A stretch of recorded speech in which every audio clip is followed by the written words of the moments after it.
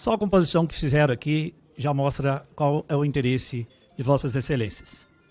Só tentar fazer um contraponto com o crime que cometeram no 8 de janeiro. Pessoal, vamos ser sérios com o povo que assiste aqui, que acompanham.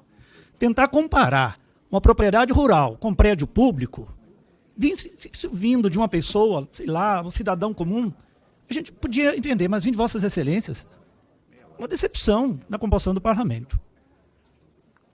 O artigo 5º da Constituição, ele assegura a função social da propriedade, que destina para a reforma agrária, sim.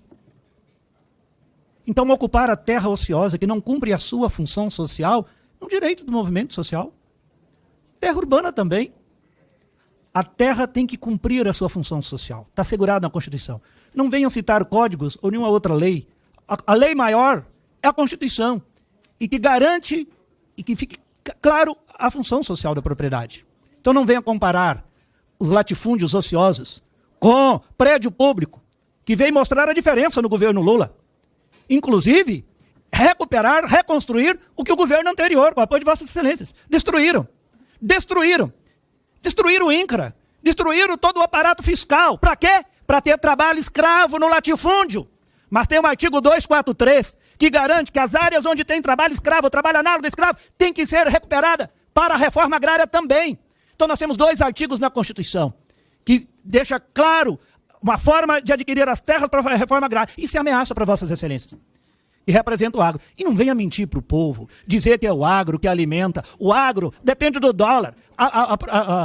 O agro só preocupa com exportar, com lucro. Com lucro, é isso. Quem abastece é o MST, que garante comida e sem veneno. É a agricultura familiar.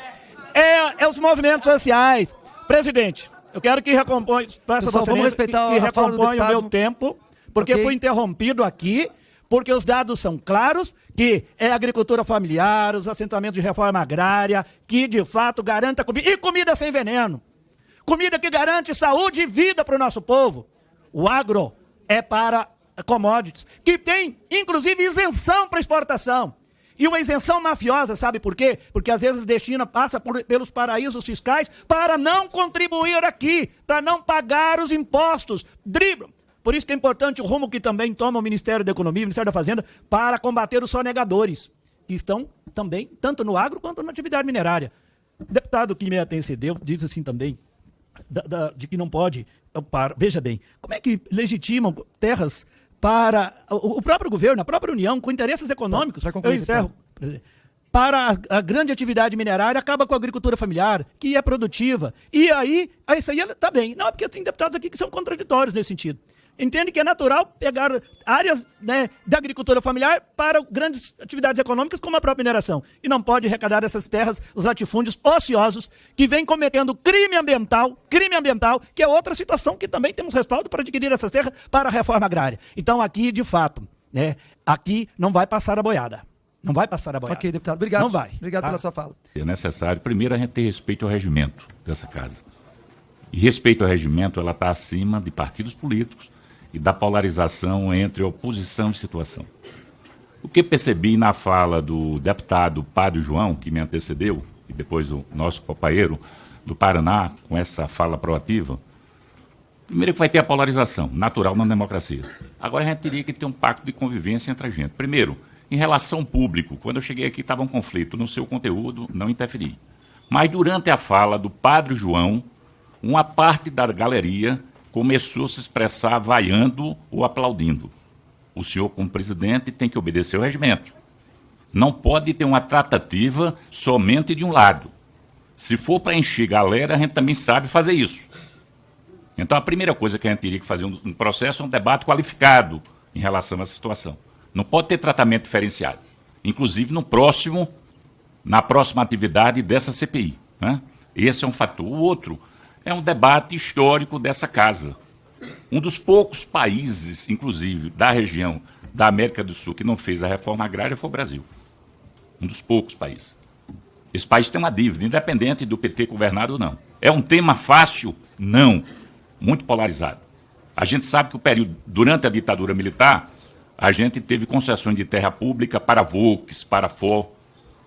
Um grande empresário chamado Cecílio Rego de Almeida, do Paraná tem uma fazenda maior do que o estado de Sergipe.